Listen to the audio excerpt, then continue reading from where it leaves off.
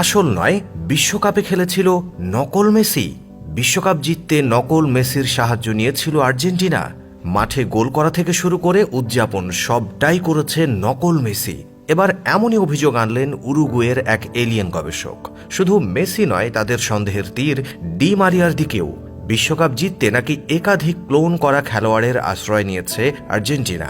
এমনকি ফাইনালে এমবাপের clone নামিয়েছিল France. এমন দাবি এলিয়েন মানব খ্যাত ওই ব্যক্তির। শুধু দাবি করে থেমে নেই, দাবির পক্ষে দিয়েছেন যুক্তি আর প্রমাণ। তবে কি সত্যি এমনটা ঘটেছিল কাতার বিশ্বকাপে? তবে কি সত্যি মেসি আর ডি মারিয়ার নকল এলিয়েনই আর্জেন্টিনাকে জিতিয়েছে বিশ্বকাপ? নিজের দাবির পক্ষে কতটা যুক্তি আর প্রমাণ দেখাতে পেরেছেন এই গবেষক? কি বলছে মিডিয়া, নাকি সবই গুজব? থাকছে বিস্তারিত আজকের ভিডিওতে। মূলত সর্বশেষ 2022 বিশ্বকাপটা স্বপ্নের মতোই ছিল লিওনেল মেসি আর তার শত কোটি ভক্ত অনুরাগীদের জন্য।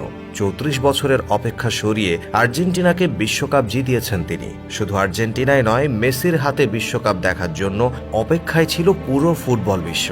এক পর্যায়ে যা কিছু জেতা সম্ভব তা অনেক আগেই জিতে ফেলেছিলেন লিওনেল মেসি। শুধু অপেক্ষা ছিল বিশ্বকাপের।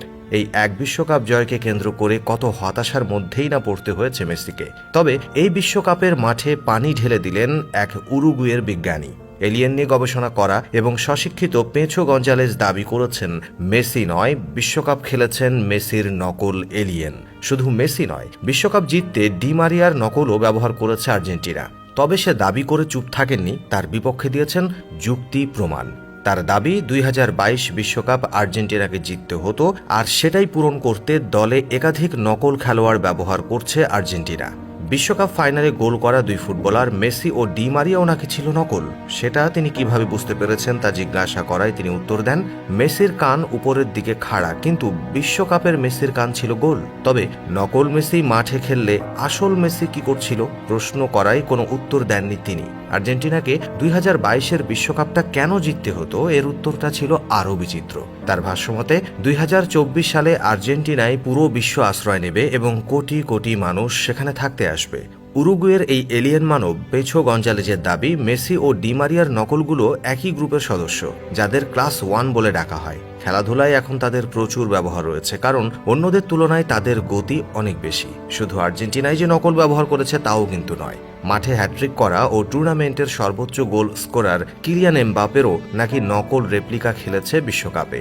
তার দাবি, কাতার ছিল নকল খেলোয়াড়ে ভর্তি, সবাই তাদের দেখলেও বুঝতে পারেনি কেউ। তবে অনেক বিশ্লেষণের পর পেঁচো গঞ্জালেজের চোখ ফাঁকি দিতে পারেননি তারা। শুধু আর্জেন্টিনা বা ফ্রান্সই নয়, প্রথম আফ্রিকান দল হিসেবে বিশ্বকাপের সেমিফাইনালে ওঠা মরক্কো দলের ব্যাপারেও একই মত পেঁচো গঞ্জালেজের। তবে পেঁচো গঞ্জালেজের এই কথায় গুরুত্ব দিতে দেখা যায়নি তেমন কাউকেই, কেননা এমন উদ্ভট কথাবার্তা তিনি প্রায়ই বলেন। এমনকি নিজেকেও তিনি অর্ধেক মানুষ আর অর্ধেক এলিয়েন বলে দাবি করেন। সব মিলিয়ে বিশ্বকাপে খেলেছেন নকল মেসি। তার করা এমন দাবিটাকে অনেকেই গুজব আর পাগলের প্রলাপ বলে উড়িয়ে দিচ্ছেন। সামনের দিনে মেসি কোপা আমেরিকা জিতলেও পেঁচো গঞ্জালেজ একই দাবি করবেন বলে জানিয়েছেন। তো দর্শক, এই নিয়ে আপনার মন্তব্য কি? পাগলের প্রলাপ নাকি আসলেই যুক্তি টুক্তিগুলো জাতের মনে হচ্ছে? কমেন্টে অবশ্যই জানাবেন। আজ এখানেই বিদায় চাইছি। এতক্ষণ সঙ্গে থাকার জন্য অসংখ্য ধন্যবাদ।